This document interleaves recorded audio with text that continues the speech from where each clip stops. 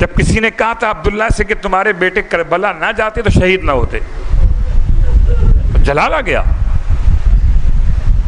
اتنا باادب مقام صحابیت پر فائز عبداللہ داماد علی اپنے نالین کو اتار کر اس غلام کو مارا کہ تو کیا جملہ کہتا ہے، اگر میں کربلا میں ہوتا تو اپنے بچوں سے پہلے میں اپنی گردن کٹوا دیتا. عبداللہ ابن جعفر تھا. لیکن رونے والوں، زینب کبریٰ نے بچوں کی کتنا مشکل وقت تھا جب امام حسین اپنے بھانجوں کو مرنے کی رضا دے رہے تھے. خدا نہ کرے کوئی ایسا وقت کسی پر آئے کہ اس کی بہن کا گھر اس طرح سے قربان ہو. ہائے میرا مولا. اور اتنے کم سن شہزادے مگر بہن کے آگے مجبور ہوئے. دونوں شہزادوں کو امام نے اپنے ہاتھوں سے گھوڑوں پر سوار کرایا. میدان کربلا میں ماں کی وصیت لے کے چلے، بیٹو یاد رکھنا کہ تم کس کے نواسے اور کس کے پوتے ہو. دیکھو پسر سات کا سر کاٹ کے لاؤ گے تو ماں خوش ہو جائے گی. اتنا بڑا ٹارگٹ دیا تھا کہ لشکر یزید کے سردار کا سر کاٹ کے لاؤ گے. اور دیکھو فرات کے کنارے مت جانا، کہیں فرات کے کنارے پانی کی جو ہوا ہو نمی کے ساتھ کہیں تمہاری سانسوں کے ساتھ نہ چلی جائے. فرات کو مڑ کبھی نہ دیکھنا. ماں نے وصیت کی ہے، بچے میدان کربلا میں آئے ہیں. ارے رونے والوں، اس طرح سے جہاد کیا کہ کبھی حسین داد شجاعت دیتے تھے، کبھی عباس مرحبا کہتے تھے. اور جب تک دونوں مل کے حملہ کرتے رہے عمر سعد کی فوجیں بھاگتی رہیں. عجیب جملہ عمر سعد نے کہا تھا کہ ان دونوں شیروں سے ایک ساتھ مل کے لڑنا ممکن نہیں ہے، کوئی ایسی ترکیب کرو کہ دونوں کو الگ الگ کر لو. پھر بچوں پر ٹوٹ پڑے، محمد کو الگ مارا، ان کو الگ مارا. ارے جتنے تیر مارے جاتے تھے بچے تیر کھانے کے بعد پیچھے ہٹنے کے بجائے آگے بڑھتے تھے کہ اماں نے کہا ہے عمر سعد کا سر کاٹ کے لانا ہے. اجرکم اللہ. رونے والوں، سخت ترین منزل بھی آئی ہے جب میرا مولا اپنے بھانجوں کا آخری سلام سن رہا ہے. ماموں سلام لیجئے، ماموں ہمارا آخری سلام. حسین روتے ہوئے چلے، عباس روتے ہوئے چلے. ارے دونوں شہزادوں کے سرہانے پہنچے.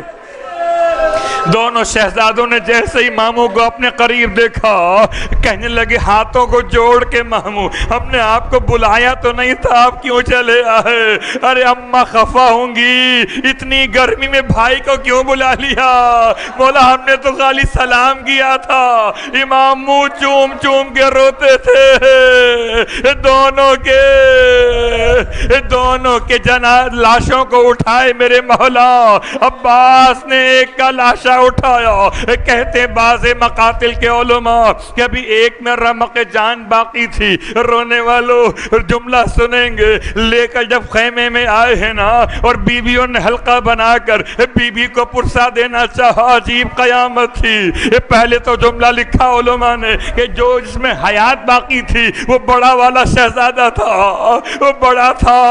ہائے جناب، اور ابھی رمق جان باقی تھی مگر اتنی شدید پیاس تھی، اتنا خون بہ چکا تھا کہ بچے سے بولا نہیں جاتا تھا. ماں کو دیکھا، بس ایک مرتبہ ہاتھ اٹھا کر پیشانی پہ رکھا. اب خدا معلوم ماں کو سلام کر رہے تھے یا پیغام مدینے کے لیے دیتے تھے. اماں جب پلٹ کے واپس جانا، ہمارے بابا کو ہمارا سلام کہہ دینا. اجرکم اللہ. رونے والوں، بیویوں نے حلقہ بنایا ہے اور جناب زینب کو بلا کے چاہتی ہیں پرسہ پیش کریں، مگر بیوی کا عجیب عالم ہے، عجیب عالم ہے، فرماتی ہیں میرے بچوں کا پرسہ نہ دو، یہ تو صدقہ اتارا تھا، یہ تو فدیہ تھے، بیویوں ہو سکے تو دعا کرو نا کہ میرا بھائی محفوظ رہ جائے۔ رونے والوں ایسی ماں دکھاؤ جو بچوں کی لاشوں کو دیکھ کر نہ روئے۔ اجرکم علی اللہ۔ رونے والوں، تاریخ کا عجیب جملہ ہے، جناب زینب اولیاء نے بچوں کا ماتم کربلا میں نہیں کیا، 10 محرم کو نہیں کیا، 11 محرم کو۔ راوی لکھتا ہے حمید ابن مسلم کہ جب شہیدوں کا انداز مقتل میں لاشیں پڑے تھے اور شہیدوں کے لاشوں پر بیویاں رخصت ہو رہی تھی، ہر بیوی اپنے شہید کی لاش پر سے رخصت ہوئی۔ 11 محرم ہے، کہتا ہے 2 لاشیں منتظر تھے، رونے والا کوئی نہ تھا۔ میں نے پوچھا ارے کس کے لاشیں کا؟ زینب کے لاڈلے۔ زینب کہاں کا؟ زینب لاش ہے حسین پر۔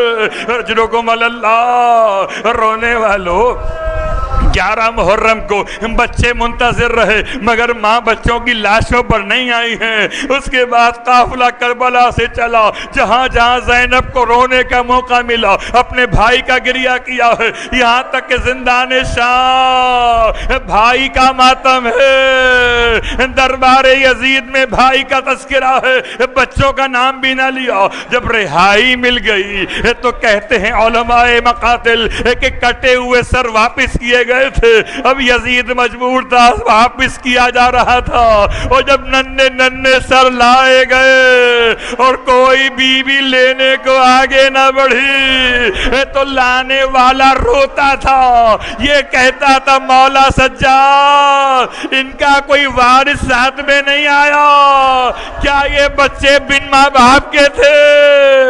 اجرکم علی اللہ۔ امام نے فرمایا آگے کچھ نہ کہو، جناب زینب سے فرماتے تھے بوبی اماں اونو محمد کے سر آ گئے، فرماتی تھی بیٹا اب تم فیصلہ کرو دکھیاری بھائی کا ماتم کرے یا بچوں کا ماتم کرے۔ قافلہ پھر کربلا آیا مگر بھائی کا چیلم کیا، بچوں کی قبر پہ زینب نہ گئی۔ ہائے رونے والو، بس آخری جملہ، مدینے پلٹ کے قافلہ آیا، بی بی سے اپنے گھر جایا نہ جاتا تھا، امام علیہ السلام نے اصرار فرمایا پھوپھی اماں گھر ہو آئی ہے۔ ارے کیسے چلے بی بی، 18 بھائیوں کی بہن اکیلے واپس گھر جائے، بادلے نہ خواستہ ارے لڑکھڑاتے ہوئے قدموں سے چلی ہیں، چلا نہ گیا، صحن میں جا کے بیٹھ گئی۔ عبداللہ پلٹ کے گھر میں آئے، دیکھا کوئی بوڑھی خاتون بیٹھی ہیں، فرمایا معظمہ راستہ بھول گئی، کس سے ملاقات کو آتی ہے؟ فرمایا وارث نہیں پہچانا، اب زینب پہچانے جانے قابل نہ رہی، عبداللہ تڑپ گئے، شہزادی نہ پہچان سکا۔ عبداللہ روتے تھے شہزادی یہ تو آپ کا اپنا گھر ہے، آپ تو اس گھر کی مالکن ہیں، آپ یہاں کیوں بیٹھ گئی؟ یہاں تو ملازم بیٹھتے، یہاں کیوں بیٹھ گئی؟ ارے عبداللہ زیادہ جملہ نہ کہیے، زینب سے چلا نہیں جاتا، سہارا دیا عبداللہ نے۔ اب جو حجرے میں لے کر آئے، اب تک تو ماں بچوں کو نہ روئی تھی، جیسے ہی اونو محمد کے بستروں کو دیکھا، ارے کبھی اون کا باتیں کرنا یاد آیا، کبھی محمد کا مسکرانا یاد آیا، ارے بازو پھیلا دیے، آؤ میرے پیارو، آؤ ماں سے کیوں روٹھ گئے؟